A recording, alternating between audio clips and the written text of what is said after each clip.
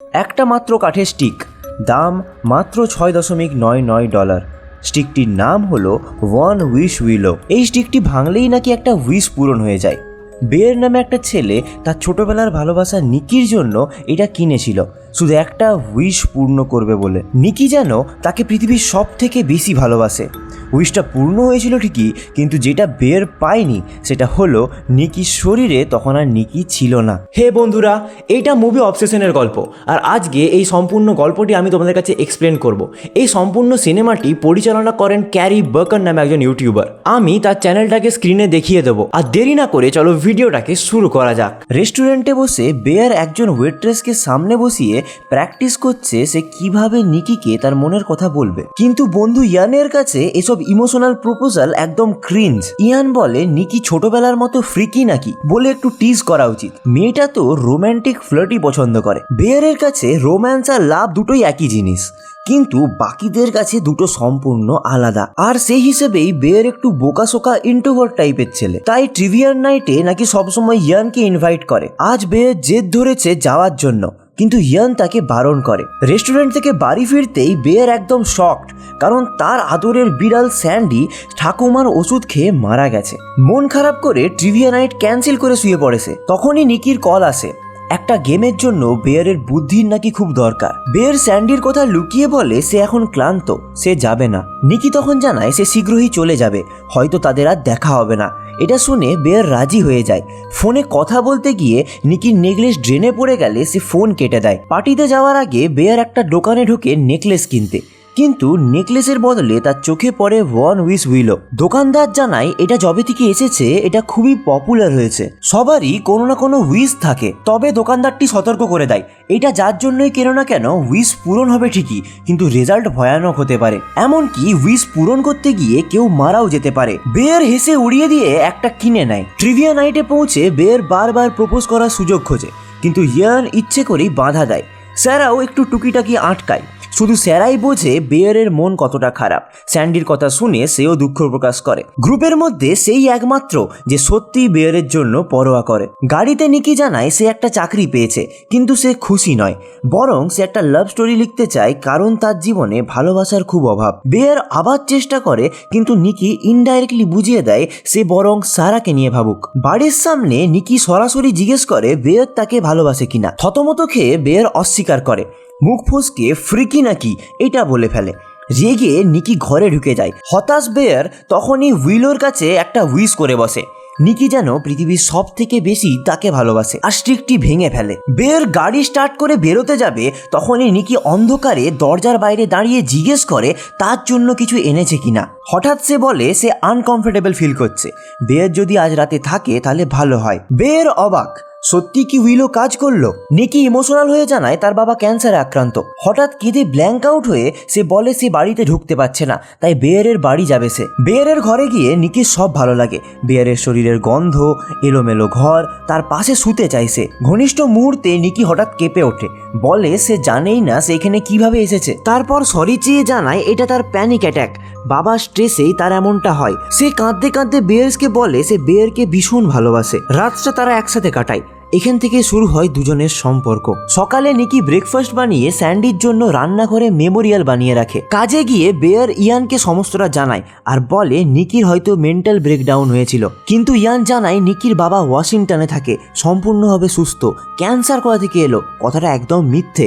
ইয়ান অবাক, প্রপোজ না করেই এত কিছু হলো কিভাবে। বেয়ার উইশের কথাটি লুকিয়ে যায়। এদিকে নিকি অপলক দৃষ্টিতে শুধু বেয়ারকে দেখে যাচ্ছে। সময়ের সাথে নিকির অবসেশন বাড়তে থাকে। বাথরুমের বাইরে অপেক্ষা করা, ঘুমের মধ্যে ছবি তোলা। রেস্টুরেন্টে বেয়ার তার বাবার কথা তুলতেই নিকি টপিক পাল্টে জিজ্ঞেস করে তার স্বপ্ন কি। বেয়ার বলে ফুড ক্রিটিক হওয়ার কথা নিকিই তাকে বলেছিল। ইয়ান আবার ফোন করে জানায় সত্যিই তার বাবার কোনো অসুখ নেই। নিকি তখন তার মায়ের একটা খুব দামি জিনিস বেয়ারকে গিফট করে, কারণ সে বেয়ারকে সব থেকে বেশি ভালোবাসে। বেয়ার জিজ্ঞেস করে বসে বাবার ক্যান্সারের কথা কি সত্যি ছিল। নিকি রেগে গিয়ে হাসি মুখে বলে আমরা একে অপরকে ভালোবাসি, বাকিটা ম্যাটার করে না। মাঝরাতে ঘুম ভেঙে বেয়ার দেখে নিকি অন্ধকারে দাঁড়িয়ে আছে তার সোয়েটার পরে। অভিযোগ করে বেয়ার তাকে যথেষ্ট গুরুত্ব দেয় না, কাঁদে, সে চিৎকারও করে। সকাল হতেই দেখা যায় ঘুমের মধ্যে নিকি নাকি তার কিছু চুল কেটে ফেলেছে।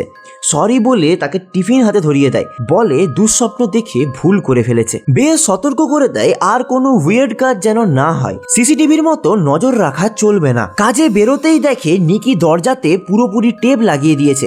লাঞ্চ বক্স খুলে সে দেখতে পায় দুটো ছবি, একটাতে ইউ আর একটিতে নট মি। সারা এটা দেখে সাবধান করে দেয়।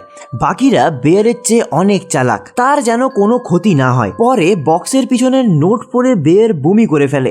নিকি স্যান্ডির মাংস দিয়ে স্যান্ডউইচ বানিয়েছে। সন্ধ্যায় আবার ইয়ান সন্দেহ প্রকাশ করে বেয়ার নিকির অবস্থার সুযোগ নিচ্ছে কিনা। চ্যালেঞ্জ দেয় আজ একা বেয়ারকে পার্টিতে এসে প্রমাণ করতে হবে সব ঠিক আছে। বাড়ি ফেরার পথে বক্সের মিউজিক বেজে ওঠে আর বেয়ারের নজর পড়ে পিছনে লেখা কাস্টমার সার্ভিস নম্বরের দিকে। ফোন করলেই লোকটা জানায় উইশ অল্টার হয় না, শুধু যে উইশ করেছে তার মৃত্যুই এই উইশটিকে ভাঙতে পারে। নিকির ভালোবাসা কতটা সত্যি জিজ্ঞেস করলে উত্তর আসে সেটা নির্ভর করে সামনের মানুষটার চাওয়ার ওপরে। আসল নিকির সাথে কথা বলতে চাইলে শোনা যায় তার ভয়ঙ্কর চিৎকার। বোঝা যায় উইশের পর নিকির শরীরে অন্য একটা সত্তা ঢুকে পড়েছে। আসল নিকি মাঝে মধ্যে কয়েক সেকেন্ডের জন্য জেগে ওঠে, তারপর ব্ল্যাক আউট হয়ে যায়। ভয়ে ঘরে ঢুকে বেয়ার দেখে সকালের বলা যেখানে আছো সেখানেই থাকো কথাটার ভয়ঙ্কর ফল নিকি সারাদিন এক জায়গায় দাঁড়িয়ে থেকে নিজের ওয়েস্ট খেয়ে ফেলেছে। তবু নিকি স্বাভাবিক আচরণ করে, শুধু বয়েজ নাইট আউটের কথা শুনে চিৎকার জুড়ে দেয়, কারণ সারাও সেখানে যাচ্ছে। বাধ্য হয়ে নিকিকে নিয়ে ইয়ানের বাড়িতে যায় বেয়ার। ট্রুথ অ্যান্ড ডেয়ার গেমেতে বেয়ারের সামনে সারাকে সরিয়ে নিজে বসে পড়ে নিকি, জোর করে কিস দেয়, আদর করে। তারপর হঠাৎ ব্ল্যাক আউট হয়ে যায়। তখনই সে বলে ওঠে ইটস নট মি। তারপর সে কাঁচের বোতলটি মাথায় ফাটিয়ে নেয়, পরক্ষণেই হেসে সরি বলে। বাড়ি ফিরে বেয়ার জিজ্ঞেস করে আসল নিকি কি তাকে সত্যি ভালোবাসে। উত্তর আসে তুমিই তো চেয়েছিলে তোমার ফ্রিকি নিকি তোমাকে সব থেকে বেশি ভালোবাসুক। সারাকে কিস আটকালে প্রবলেম কোথায়। বেয়ার বুঝে যায় এতদিন সব কিছু মিথ্যে ছিল। মাঝরাতে সারার মেসেজ আসে সে বাড়ির বাইরে জরুরি কথা বলতে চায়। কোনো মতে নিকিকে সরিয়ে বেয়ার যাবে বলে ঠিক করে। তখনই নিকির মধ্যে আসল নিকি জেগে ওঠে, কাঁদতে কাঁদতে অনুরোধ করে বেয়ার যেন তাকে শেষ করে মুক্তি দেয়, কারণ নিকি কোনোদিনও বেয়ারের হতে চায়নি। বাইরে সারা জানায় সে চাকরি পেয়েছে। আজ জানায় আরেকটা সত্যি, গত 2 বছর ধরে নিকি আর ইয়ান লিভ ইন সম্পর্কে আছে। বেয়ার সম্পূর্ণ ভেঙে পড়ে, বুঝে যায় ইয়ান কেন তাকে বারবার প্রপোজাল আটকাতো। ঠিক তখনই নিকি এসে স্টিয়ারিং দিয়ে আঘাত করে সারাকে নির্মমভাবে মেরে ফেলে। হতভম্ব বেয়ার লাশকে গাড়িতে ঢুকিয়ে সোজা দোকানে যায় উইশ রিভার্স করতে। নতুন দোকানদার জানায় একজনের জন্য একবারই উইশ কাজ করে, তবে যদি অন্য কেউ প্রথমবারের হুইলও ব্যবহার করে সেই উইশটিকে রিভার্স করতে চায় তাহলে সেটি হতে পারে। বেয়ার ছোটে ইয়ানের কাছে পুরো ঘটনাটা জানিয়ে অনুরোধ করে। ইয়ান রাজি হয়েও বন্ধুর কাছ থেকে নিজের জন্য $1 বিলিয়ন চায়। সিলিং থেকে ডলার ঝরতে থাকে। বেয়ারের শেষ আশাটিও শেষ হয়ে যায়। বাড়ি ফিরে বেয়ার দেখে নিকি সারার লাশকে ঘরে এনে নিজের শরীরে ট্যাটু করছে, সিগারেট টানছে, দাবি করছে বেয়ার ঠিক তাকেও ততটাই ভালোবাসুক। ইয়ান ঘরে ঢুকলে নিকি সারার বাবার বন্দুক দিয়ে তাকেও গুলি করে মেরে ফেলে। নিকির এই করুণ অবস্থা দেখে বেয়ারের কষ্ট হয়, ঠিক করে নিজেই শেষ করবে যাতে উইশ ভেঙে নিকি মুক্তি পায়। গুলি করার সাহস না পেয়ে ঠাকুমা সেই ওষুধটি খেয়ে নেয় যেটা স্যান্ডি খেয়ে মরেছিল। ভুল বুঝে বমি করতে যাবে ঠিক সেই সময় আসল নিকি কয়েক সেকেন্ডের জন্য তার শরীরের কন্ট্রোল ফিরে পায়। টেবিলে পড়ে থাকা হুইলোর ভাঙা টুকরো দিয়ে একটা উইশ করে বসে। বেয়ার যেন তাকেও সব থেকে বেশি ভালোবাসে। দুজনে একে অপরকে জড়িয়ে ধরে, কিন্তু ওষুধ ততক্ষণে কাজ শুরু করে দিয়েছে। বেয়ার মাটিতে লুটিয়ে মারা যায়। তার মৃত্যুর সাথে সাথেই নিকির ওপর থেকে তার উইশটিও চলে যায়, কিন্তু নিকি ভেতর থেকে চিরকালের মতো ভেঙে পড়ে। এই ট্রমা নিয়ে তাকে বাকি জীবনটা কাটাতে হবে। আসলে এই গল্পের আসল ভিলেন কোনো ভূত প্রেত নয়, অবসেশন। ভালোবাসা জোর করে আদায় করার চেষ্টা করলে সম্পর্ক ভেঙে পড়ে, কারণ কারো ভালোবাসা তাকে বাধ্য করে পাওয়া যায় না। তো এটাই ছিল অবসেশন মুভির গল্প। তোমাদের মধ্যে কোন বিষয়ের প্রতি অবসেশন আছে আমাকে অবশ্যই কমেন্ট করে জানাবে। ভিডিওটা ভালো লাগলে অবশ্যই একটা লাইক করবে, চ্যানেলে নতুন হয়ে থাকে চ্যানেলকে সাবস্ক্রাইব করবে। দেখা হচ্ছে তোমাদের সাথে এরকম একটি নতুন গল্পের সাথে, ততক্ষণের জন্য স্টে টিউনড, সাবস্ক্রাইব।